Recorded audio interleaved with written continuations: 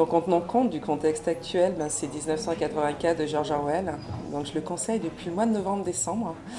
Ben, parce que enfin, la montée des extrêmes, enfin, des totalitarismes m'inquiète. Là, actuellement, on est en train de se focaliser sur ce qui se passe aux États-Unis avec l'élection de Donald Trump. Mais on ferait mieux de se focaliser sur ce qui se passe chez nous. Les médias n'ont de cesse, effectivement, de promouvoir une certaine femme appartenant à un parti d'extrême droite. Il ne faut pas oublier l'histoire. C'est une histoire qui est celle d'hier.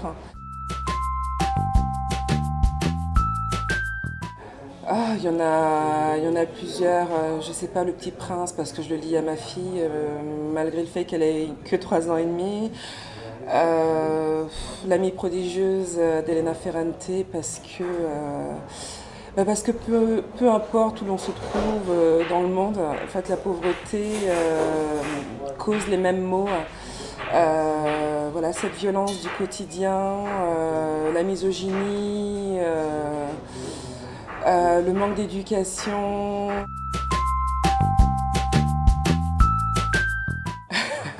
Est-ce que je peux l'avouer? Je crois que c'est Voyage au bout de la nuit de Céline.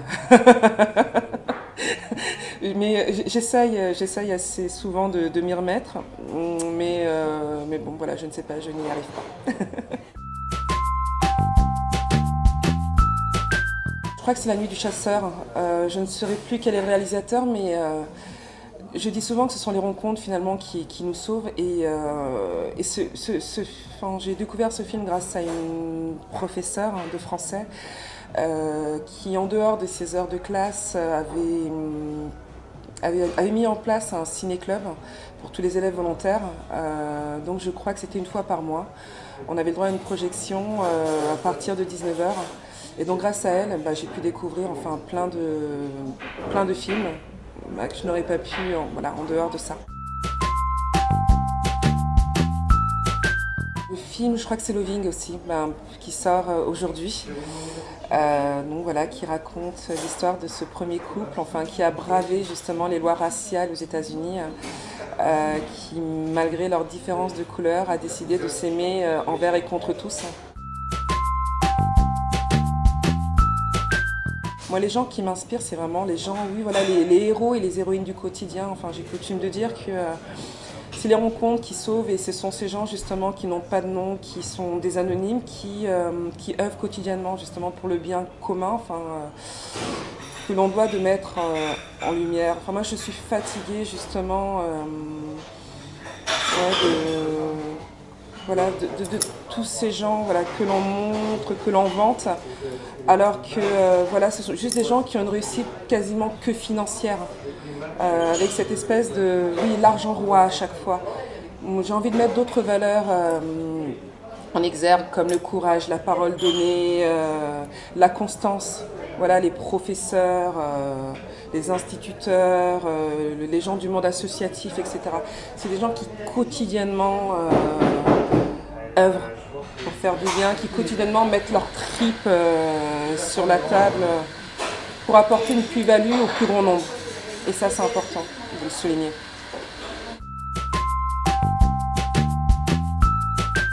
Ce sont les photos des miens, enfin, les disparus et les vivants se côtoient quotidiennement. J'ai envie que ma fille sache qu'elle est née, quelle est l'histoire, enfin quel est le fruit d'une histoire, qu'elle est inscrite, qu'elle s'inscrit dans une filiation, et que même si les morts ne sont plus là, ils sont omniprésents.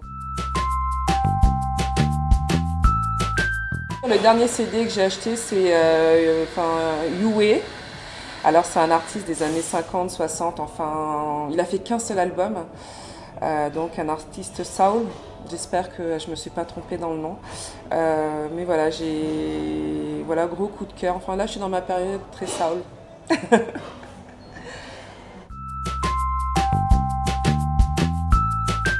C'était la semaine dernière. En fait, j'habite juste à côté d'une bibliothèque et ma fille adore y aller. C'est la bibliothèque Aimé Césaire, mais n'y venez pas, hein, Enfin, y allez, enfin allez-y, si c'est vraiment pour aller à la bibliothèque, mais pas pour... Mais non, en fait, non, là, en fait, je viens juste de presque balancer mon adresse, là.